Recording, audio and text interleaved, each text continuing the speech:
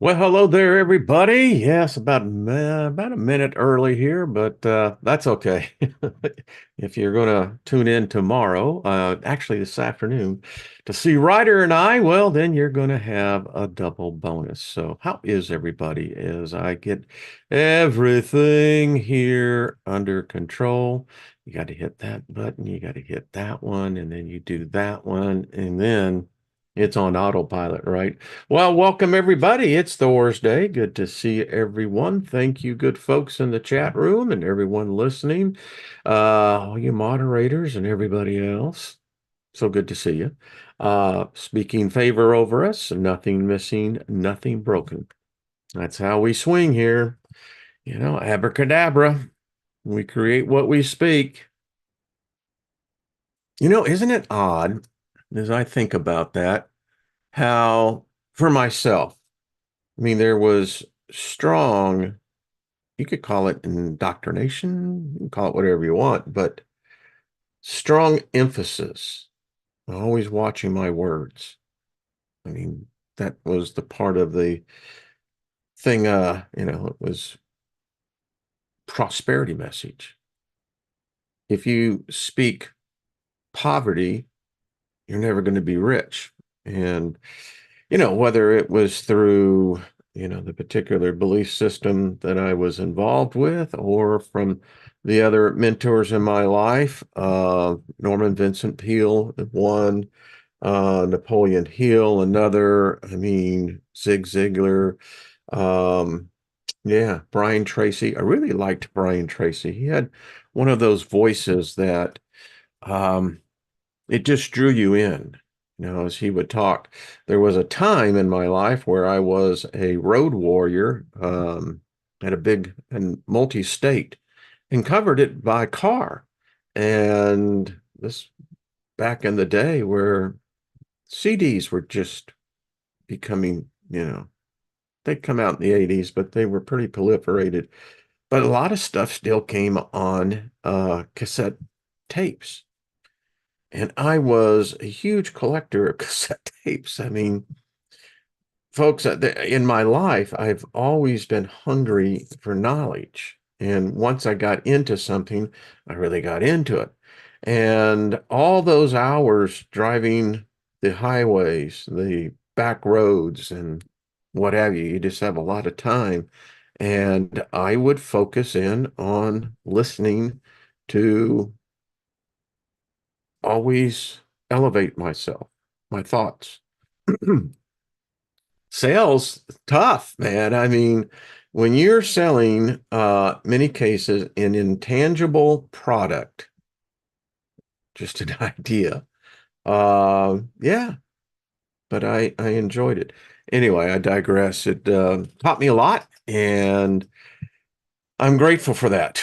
So again, nothing missing, nothing broken. That's how we speak it. And, you know, I still have it in me. I say it every morning because I know that these are principles, uh, principles of the universe. What's the first principle?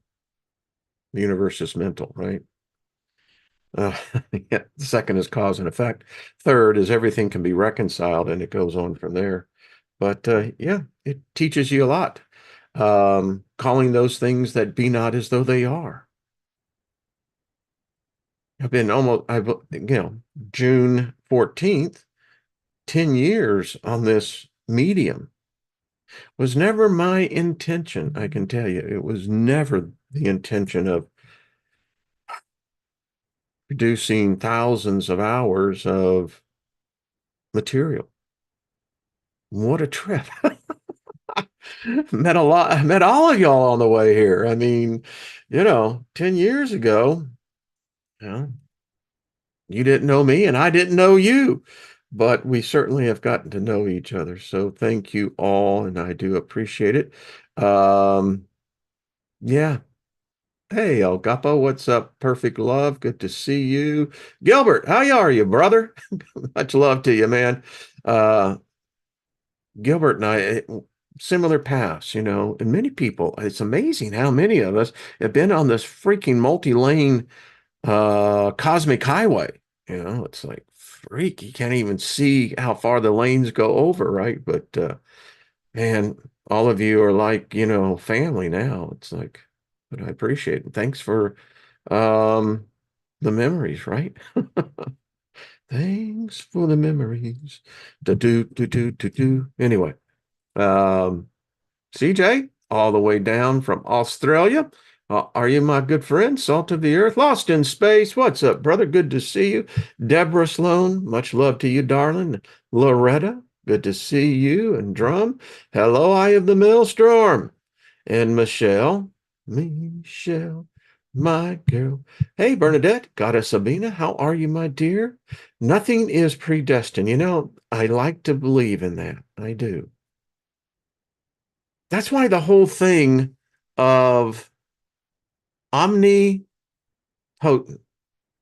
omnipotent, I don't think such a creature exists, God or otherwise.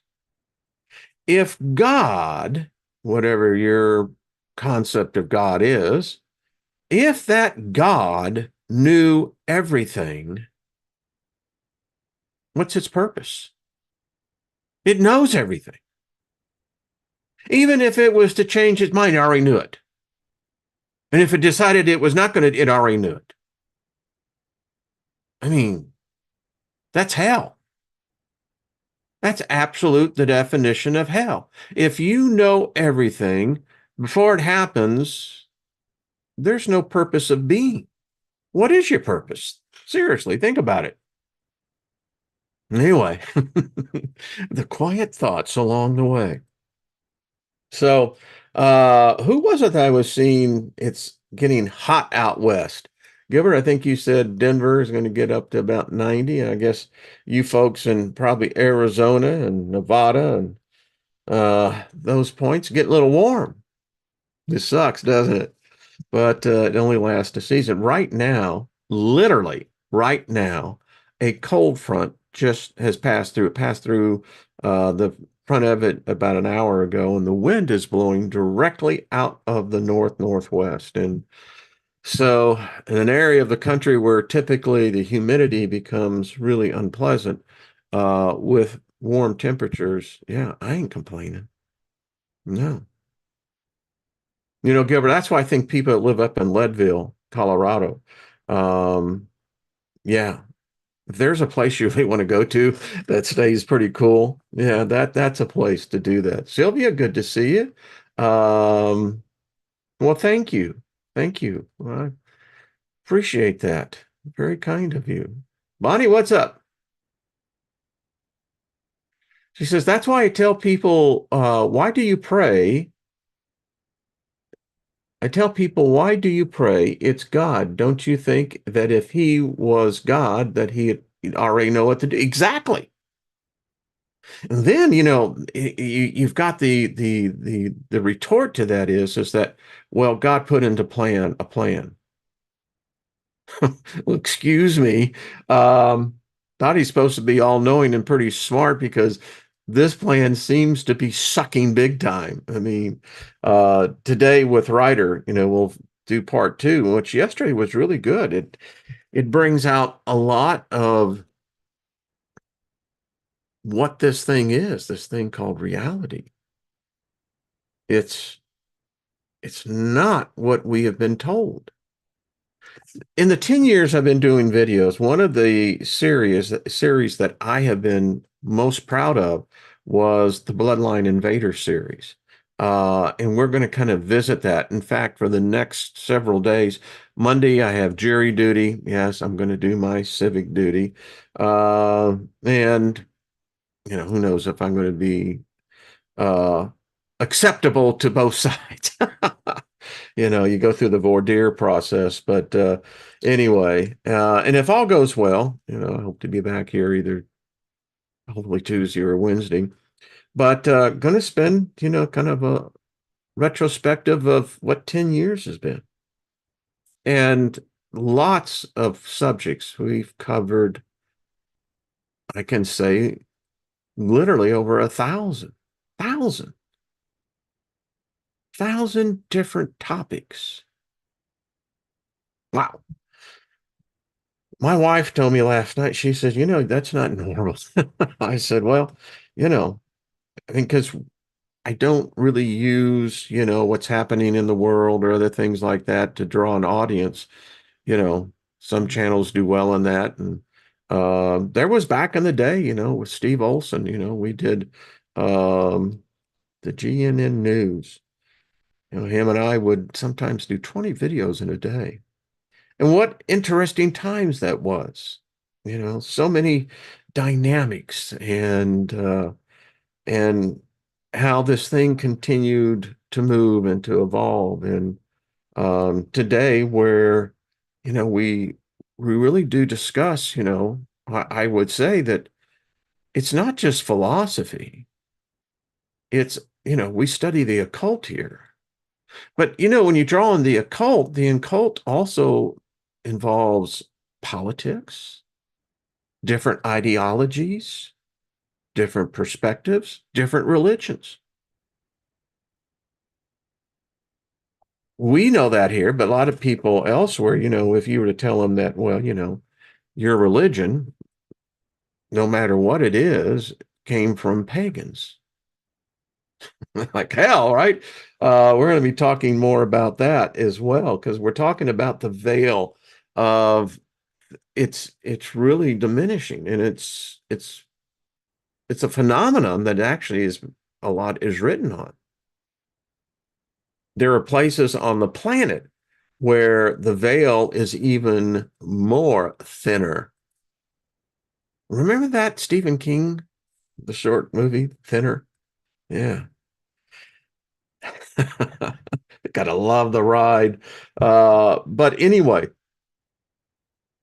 all of this is relevant to this existence. God knowing everything, I just don't believe that. This consciousness, to me, is on a plane that we can't quite grasp. We can almost touch the peripheral. Some of us have actually been able to touch the membrane. But I just have this sense that it's along for the ride too. I mean, if you were the first thought, what would that thought be? What would be your first thought? Think about that. I'm hearing on a threshold of a dream, I think, therefore I am, I think. There you go, my little man. It riles him to believe that you perceive that you are real. Okay, so I got a thought. What's the first thought? Mine would probably be fucking far out. Now, I don't know what you create when you say that, but it's got a good vibe to it, so it couldn't be bad, right? And it said, let's roll the dice. Let's just see what the fuck happens here. And, no matter where the dice land, it's going to be something. And it's got no idea either. I like that idea. Hello, everyone. Paul, Joe, good to see you. Monkey Experiments, good to see you. Salt of the Earth, Off the Hook. Carol, Bonnie, John. Anyway, I just want to make sure I can say hello to you all. So, by the way, here's another one. Yeah, I'm driving the bus. It's on autopilot. Yeah, I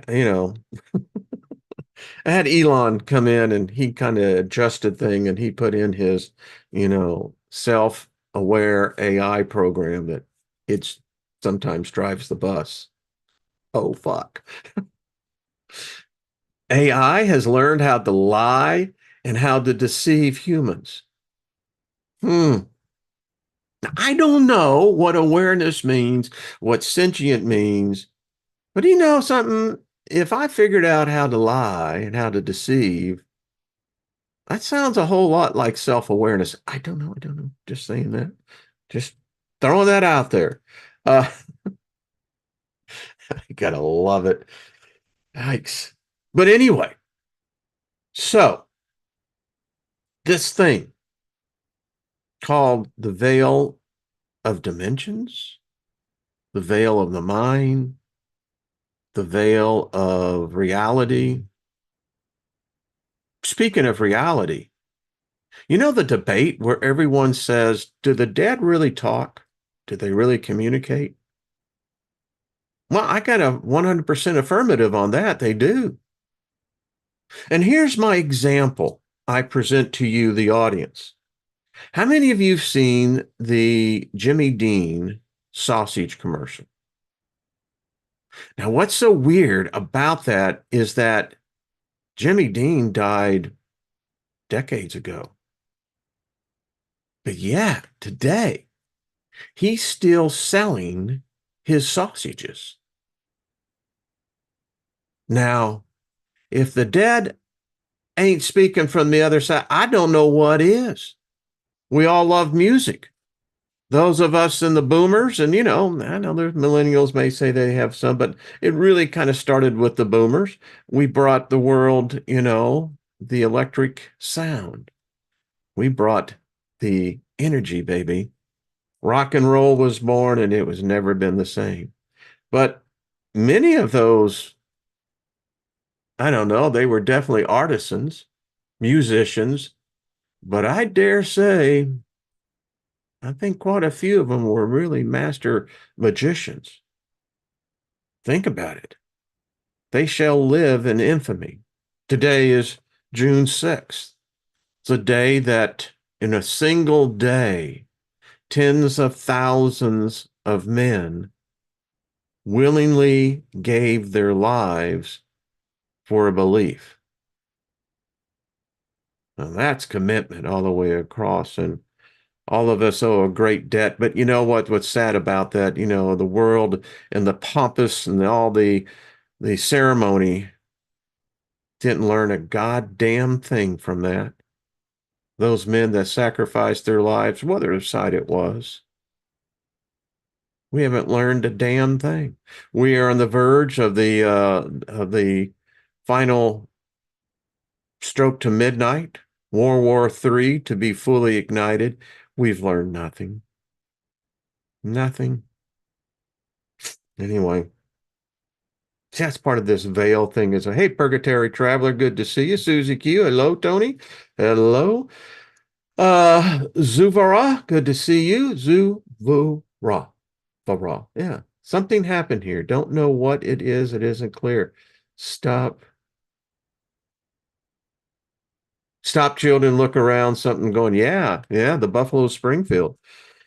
There's a man over there. I love that song. Stephen Steele and the Boys. That's all. Sean, what's up? Pomp and ceremony, circumstance. Exactly. Hey, Chris, what's up? Good to see you. Flight Risk, good to see you as well. So check this thing out. Let me pull that up and let me get over here. Because this is a real thing that is, excuse me, go over here. And there we go. We'll go over there.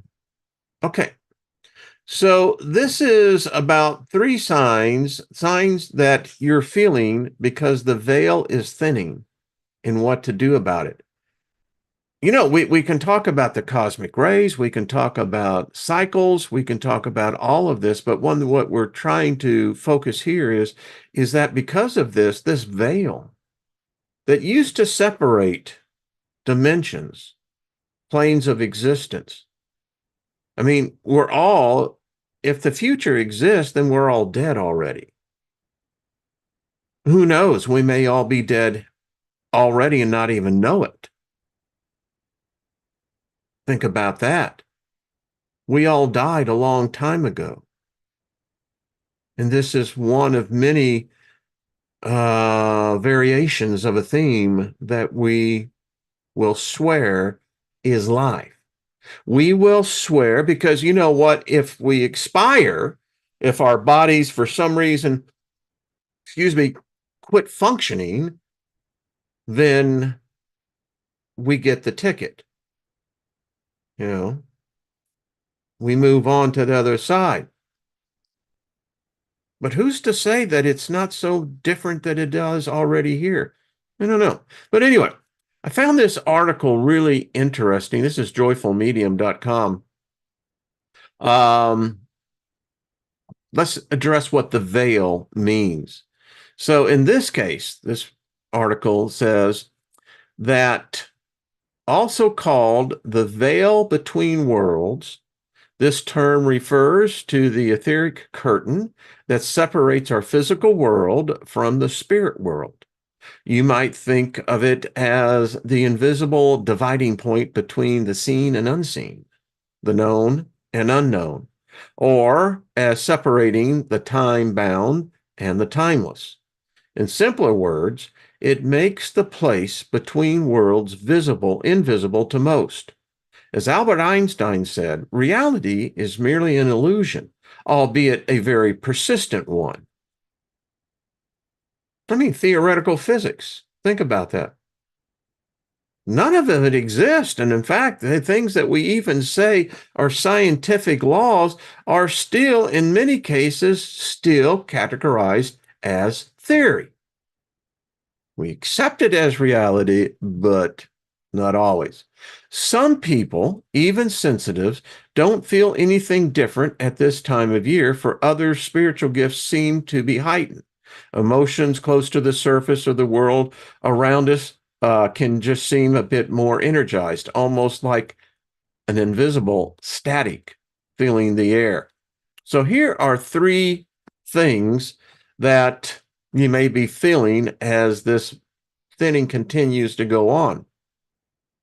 And I contend that if everything is circular in motion, then I don't think that this is the only time this has happened. I think there's good evidence that it's happened before, and sometimes it's a matter of it's not so intense, and in other times it's very intense.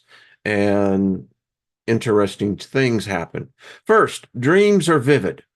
Boy, I had a doozy last night. Holy cow, Batman. Wow. Anyway, this one may stand out particularly if you are one who rarely remembers your dreams. Some dreams may feel more like guidance or comforting visitation from a departed loved one. Others experience dreams that seem like riddles or make no logical sense. Count me in that group. Whatever the content, the dreams seem overall more, well, vivid. It could be argued that this vivid dreaming is the unconscious mind becoming aware of these subtle energetic changes even in our sleeping state. I mean, I've had some doozies here, and when I was in Christianity, it was determined that I had the gift of night visions. It's a gift of the Holy Spirit. Who'd have thought? And yeah, it's very interesting. I know some of you as well. You've shared your stories and encounters, which are fantastic, I gotta say. I think we get along so well. Two, you feel a prickly or static feeling in the air.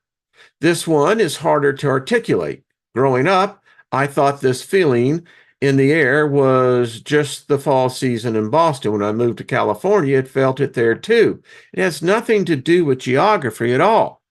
It is the invisible feeling that someone is walking behind you in a public place when no one is near. It is mistaking the whisper of the blowing wind for someone quietly talking. It is the underlying excitement you feel in your chest when something magical or unexpected might be about to happen. You may feel it in your body or just have the sense of it all around. Have you ever had the feeling that you know it? It hasn't happened yet, but you know it.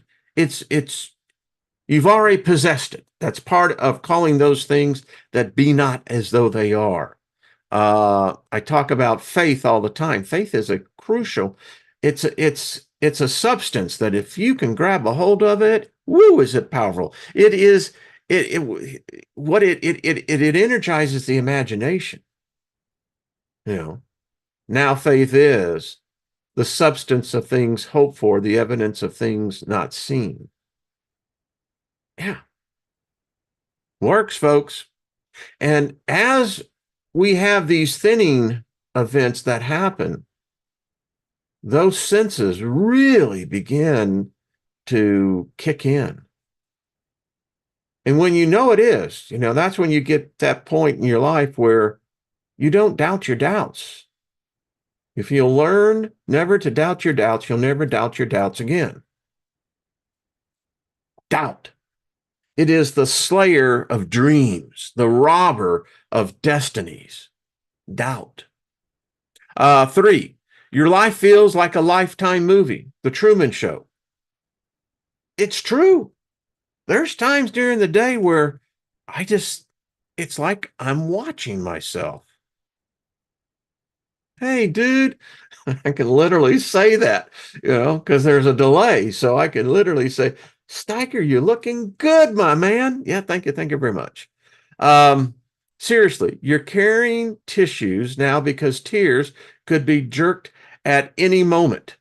Okay, maybe not quite that extreme. What I'm trying to say is that the emotions may feel very close to the surface right now. You may find your feelings or ego, let it be real, get bruised more easily than normal. You may feel easily annoyed or quicker to lose your patience than normal. Sad things feel sadder, heavier emotions feel more painful, and your empathetic heart may break for others a little easier and more deeply. Yeah. And there is yet more to this as he goes over here. Here is another one talking about the veil between worlds. Now, in many, I think in Wicca particularly, it comes into the fall season, but I contend things are so changing that, there was someone who said we wouldn't even know what season it is. So in this little article, which I thought was real interesting, this is pathos.com. They talk about where did the term the veil come from? And I thought this one was really interesting. It says, but what exactly is the veil and where did this metaphor come from? The idea of the veil refers to the veil of nature personified as the goddess. Traditionally, this goddess was referred to as either Isis, Artemis, Diane of Ephesus, or Athena. The idea seems to originate from the classical Greco-Roman authors Petrarch and Proclus, who wrote that there was a statue of Isis in Egypt with the inscribed statement, I am all that has been and is and shall be. No mortal has ever lifted my mantle. Wow. And it goes on to talk about an occultist tries to have one foot in each world, aiming to lift, render, or pierce the veil for themselves to gain greater spiritual awareness. Witchcraft traditions and Hermetic Western occult traditions place a focus on this idea and often have formal rituals or practices to lift the veil and partake in the mysteries. The original version or draft of the Change of the Goddess in Wicca was called Lift Up the Veil in the original Gardenian Book of Shadows, which stated, I love you, I yearn for you, pale or purple, veiled or voluptuous. The concept was that the goddess veiled was the natural world that we can see, while the goddess unveiled was the preternatural world that was hidden from our perception, the mysteries. However, it was the same goddess, the same world, just separated by the veil of illusion.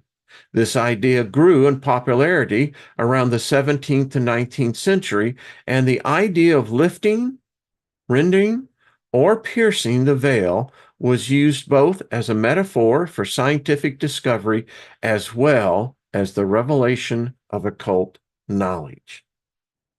Well, that's just far out. Come on. I mean, come on. That's just too cool for school. This one's interesting. I'll get to that in another time. But there we go. Oh, no, there's one other here. There is places where the veil between the two worlds are thinner. This one here, it talks about the thin places, the sacred places, the happy places, all are transformational experiences. Yeah. Thin places provide us an opportunity to step away and be rejuvenated. Spending a little time in a thin place might be the best medicine for living a calmer, more centered life. And the article goes on to talk about where these places are. They're all over the place. But anyway, so there, Babu, as he gets over here. It's like, okay. So anyway, ain't that just special? Yeah. How's everyone in the chat room? Danny, good to see you. Elderberry, hey, Morning Star, Lady Ellie, good to see you. Sean, what's up? So, how about y'all? Are you experiencing this thing? I contend we are. You know, I have all the equipment and I do go out my own adventures. You know, I've got all the ghost hunting equipment and, you know, the SLA camera is really interesting because, you know, whether you believe in the technology or not, I've had some pretty strange experiences using that particular spectrum of light. Uh, and along with Ghost Box that I have and other various equipment, I'm convinced that we share this realm with many others. I'm not so sure that we actually leave this planet. I'm just saying from my experience. And it seems that there is a order. There seems to be laws that that can't be broken. I don't know if they have been. I would only imagine there would probably be a severe consequence to such. I don't know that for sure. But that implies that if there is structure, hierarchy to the spiritual realm, then how was that created? When was that created? It's one of the great theological debates I have with myself. All right, so God creates Adam, right? Well, that was the second creation. We don't know what happened to the first of those people, but anyway, so we get this next story, and you have to ask yourself, so which did this God create first? The death realm or the living realm? And then you got to ask yourself, well, why would there be the need for either one? Now, you can get into the theological debate on this, and, you know, and that's where, you know, well versed in that. I think it has more holes than a good aged Swiss cheese, but that's just me. But anyway, so in my mind, I do these exercises. I do these exercises where I'm debating both sides of the equation. It's fun. You know, if you talk to yourself, it's a sign of intelligence, sign of great awareness. But anyway, hey, Rick, good to see you. So which came first? Because something's unbalanced about it. Not denying it. I mean, you can't deny it. I mean, we're all going to die. At least we will be leaving these physical avatars behind, which I love mine. I speak favor over my body all the time. My body has its own spirit, and you know, I make sure to honor it. It's allowed me to have so many far out experiences. And some more intense, you know, where, you know, ever pass a kidney stone? Try spinal meningitis. Try some meningitis. That'll jerk your chain. But anyway, um, so if he created the bodies, so was it the plan all along that we were put here and then we're yanked out of here. That's that's a pretty messed up mind, if you ask me. Hey, you thirsty? Here, have some water. I let you have a sip and then I slap it out of your hand. Well, that ain't very much fun. And this whole trip, well, you got to be spiritual, man. You got to go deep inside, man. And because if you're just here to experience the physical pleasure or pain, pain can be as much pleasure. Pleasure can be pain. But in any case, that you're just here to experience. Because if the truth of the matter is, if I'm a fucking spirit to begin with, then I'm as fucking spiritual as I'm going to get. I can't get much more fucking spiritual than I already am if I'm a spirit. Now, the body, that may become a different whole thing because maybe we only get one. I don't know. I mean, you have to figure you do your own trip to your own body, right? I don't know what that is. There's people that are into some really interesting things where their bodies are concerned. That's cool. Then there are others who deny the very nature of their body in order to be spiritual. Well, again, that's the equivalent of trying to get into a locked room when you're inside holding the key. That doesn't make any sense. Just me. Spiritual fusion here. I love that, Lady Ellie. That's far out. Laura says, yes, past due kidney stones. Yeah, we've said it before that for us guys, they say that's as close as you ever come to experiencing childbirth. Like, holy shit. I actually bent the freaking rail of the hospital gurney they had me on. Mm, mm, mm. Yeah, that'll make it real for you. Sean says, broke my back in 2008. I bet that was no fun. Spiritual narcissistic. It had its and we use words that are more descriptive. So yes, it's part of the genre, correct? Uh, but it's true. I mean, just how much spiritual can a spirit be? Will someone answer that question? How about there in the chat room? How does a spirit get more spiritual? No, I just don't know. But I spent 50 years trying to get more spiritual. When the truth of the matter was all along, I was already spiritual. Yeah. I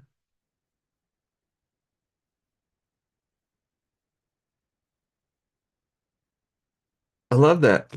Stephanie, that's really cool. I'm reading the comments in here. Stephanie says, I honestly think that some angels could possibly in other realms and dimension planets that could definitely be a part of our family members. Yeah. In essence, if we are, I like how Trina put it, if we are in fact atoms, and if everything is made of an atom, I don't know, are thoughts atoms? We can track them in the brain. We can see a thought. So I would say yes. Then, unless there's a different types of what an atom is, I don't know. I think we are all of the same thing. Just talking about what makes a spirit spiritual, or that's a great question. I mean, what does that? I don't know. I used to live in this illusion that when I died, my name was in the book of the living, right? Go to Malachi, the 4th chapter on that. You can see where it talks about that book. And because that was important. Oh, you wanted your name in the book. And so I was going to go through this fire of transformation, according to Paul, and I would emerge on the other side in the pureness because I was one of the chosen ones. And that upon that time, I would get the white robe with the golden sash and await for the great white throne judgment, where there I would get a new name and be handed a stone of which only I and this other God would know. And that my job, or possibly, would be that we would carry from the river of life that has the tree of life in its 12 months, and we would take that water, that essence, and descend into the physical earth, because this is where the Hebrews will rule. Christians will never rule on the earth. We don't have a place here. We're not promised that. But that will be what we will do. That's what I lived. That's what I really thought that this was really going to be. That's how deep you can get into it. Now, who's to say that, if that's what I was creating in my mind, that would not have happened right away? I think that, many people don't prepare for what they expect on the other side, because they'll tell you, well, I don't know. I've never died before. Maybe you have. Maybe you already are. I don't know. But that was my vision, and I got all of that from the teachers. It's I've seen in my night visions. Yeah. Is that reality? Is that what awaits? Well, I'd be surprised. I have to say, that's all I got to say. Just, I have to say, because I don't see it that way any longer. Because I did such programs, and again, let's just go down memory lane. Let me allow everyone to share this. If you've never seen the series, I would really encourage you to check it out. This is, I don't know, 7 years old now. There's a whole series to this. This one is Invader 6, and dealing with, is this God? And if you've ever gone through this with me, you can know that there are two stories of our perceived reality. And when you leave one to emerge into the other, I think that's also where the veil gets thin as well. There's a different story, a different history. Someone wrote in yesterday's comment about the Tatarians, excuse me. And, we did a whole thing on the story on that. And the question I wrote years ago said, did God just create the sapiens? I mean, we know that there were Neanderthals. We know there were Cro-Magnons. We know there were the Denisovans. I mean, we have the fossilized record on this. And this is to the point. And if you look at this, you have to say, well, what does this God look like? We were so much on top of this. We knew. I got into the Brotherhood of the Serpent because if there's one thing that we know, the serpent has always been with sapiens.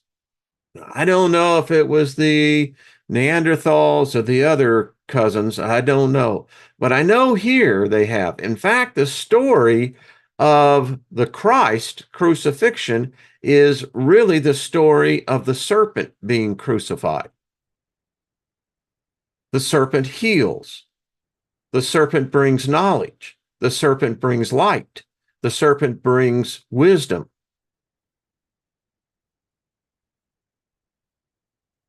Most Christians would cringe when they see this, but this is reality. This is history. We don't want to talk about this. And as I went through this whole presentation, bringing out point after point where it is the serpent, the serpent, the serpent, the serpent, no matter which culture. And we could even take this further, that this here in this statute is representation of the reptilian taking care of the new simian that has the serpent or the reptilian DNA embedded in it. We see it throughout all the cultures, the serpent taking and comforting the human. The story of Moses in the desert, again, if you were bitten by a serpent, all you had to do was look at the serpent on the bronze cross and the staff. The whole story of Adam and Eve is the serpent, the reptile, the reptilians. Here is Satan having intercourse with Eve. Again, one of the oldest figurines coming from Mesopotamia, the Sumerians. Again, this is representation of Ayana, the mother goddess of us. You have the Nog. In every culture, everywhere, these serpent people, and I don't care from what part of the world we look at, and this was part of the point to this whole presentation. And in fact, maybe one day when I retire from here, I'll probably actually make the Bloodline Invader series an actual books, because it's very clear that we have lost our understanding of our origins. And because today we would say, well, this is mere folklore, this is fantasy. However, you can't begin to say that, because if that's the case, then how did it show up in every culture dating back thousands of years before there was ever the creation of an Old Testament, of a Bible? These cultures in every part, Mesopotamia, this is Mesoamerican. Again, the serpent, it is everywhere. It is in every culture, always on the same pedestal of wisdom, health, healing, representing abundance, wisdom.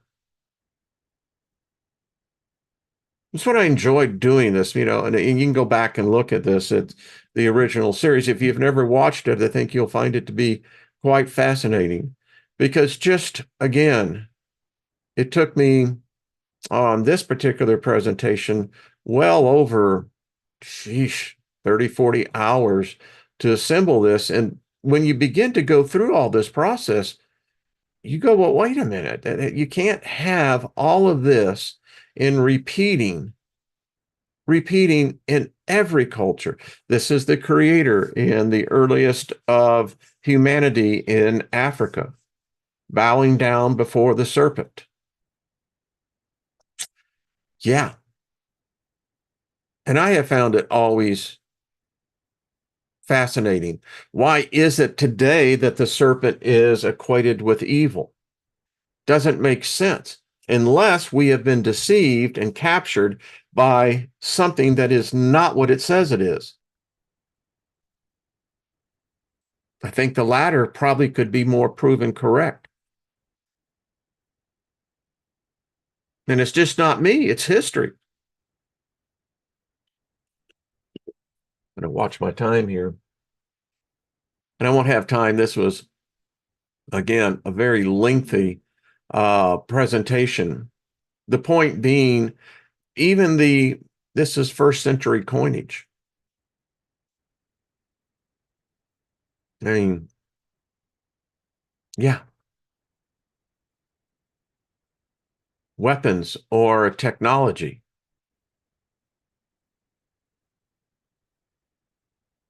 Enyo, tethered, imprisoned by Enki, talking about in a field, energy field, because Tiamat, the first Eve, and the Adamu, the self-awareness and reproduction. This is where they created us. Yeah, and this was way before there was any Old Testament, any Genesis, by depending on how you want to look at it, over 2,000 years before that. But even the symbols of Enki, Thoth, they're all the logos, the DNA, the Carticus. It's all there. We've talked about this many times. Probably talk about it today with Ryder. It's the evidence is very clear that there's something else going on. We talked about the Luciferian prayer, that we talk about this light bearer and the dragon. I mean, timelines of which we thought we knew. And as I went through this, and if you haven't seen it in a while, go back and check it out. It is a well done series. I have to give the guy who did this a big high five. Thank you, dude. But here again, there's something about this. This is the carrying of the souls to heaven. And look what's just mounted in the front. I mean, yeah, heavily within, Christianity and Satanism.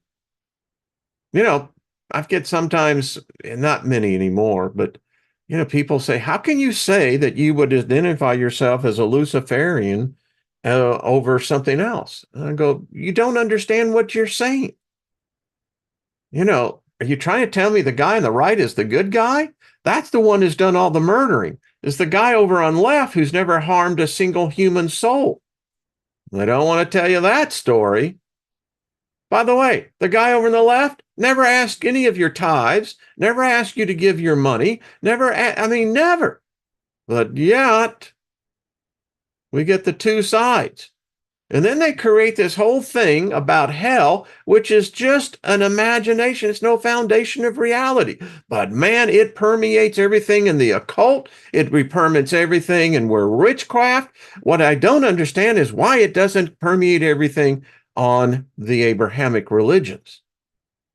Because if they can make us afraid of our Savior, the true Savior, not this false one, but they know this. Again. And Gandhi said, God has no religion. So anyway, we get into this, and it was one of the great series put into here, because something ain't right here. If this represents the true God, then why is it more reptilian in nature than anything else?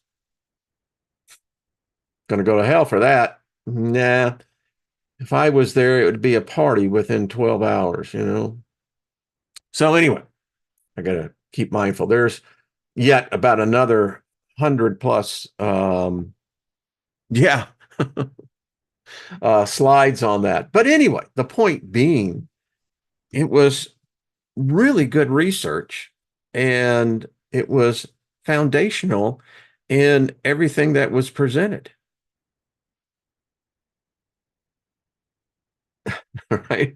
I'll just destruct the construct. That is it. Exactly. Yeah. But it's true. And we're going to continue. I mean, I've got so many files that, I could do this for the next year, but we're just going to continue to look back. And the Bloodline Invader series, so I'm going to look at others of them too, because, very. And I look back and I go, wow. I mean, there was some serious guidance going on. And it was right after that. That's where I did the Liber Lilith. That's another great one. I mean, the Ball in Christianity, another great one. And you get into this long enough, and you study it long enough, particularly if you're putting together presentations, because, wow, you got to focus. got to get your facts down. It has to have a flow. And you begin to realize, wait a minute, something ain't right about this. Something ain't right about this at all. Someone is not telling the truth. Then again, we get in the debate, what is truth? Um, yeah, a lot of different thoughts on this. But we've looked at this and it's like, okay, you can't deny it. A lot of different meanings is what people have, will say in some of these cultures, but to me is secondary. It's the fact that the serpent is in every culture. It's in here. And if it's in here, then do we change on the other side back into that which originally put us together? I mean, let's just say that this whole experiment that we are, and that those who are creating the experiments are of a different nature than us. What if they truly are reptilian? Well, then that would make it that the gods would be reptilian.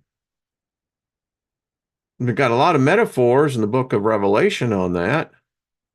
And you look at the other side of, what modern day, the different denominations of Satanism and how the Church of Satan and how it approaches, demons, and how witchcraft begins to play into this, and then how the occult and how it comes from the Kabbalah and how you have different occult origins, but all of these occult origins still have reptilians on the foundation of the base.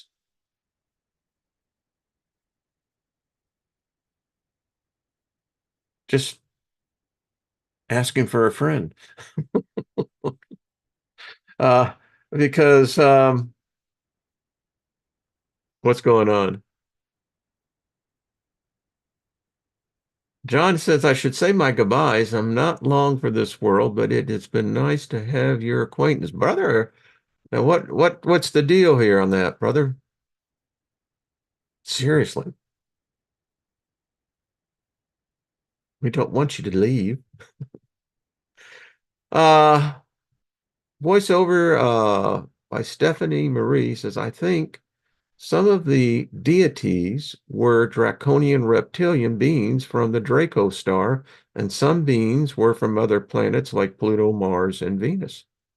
And if you look at the thunderbolts, Stephanie, on Venus, they'll tell you alien symbols of an alien sky. Go and check out that. It's on their channel. I actually got the DVD because there are writings that have been suppressed that talk about a time when our sun wasn't there. We were in the light, the golden light of Saturn, and that our ancestors saw Venus come in like a comet and was caught by the sun. So he needs rent. Well, then I'll tell you what, John, tell us how we can send you. People want to send you some resources. Put that out there, and we'll make it happen. Don't ever give up. And I have been there. I have been, and this is a generous group.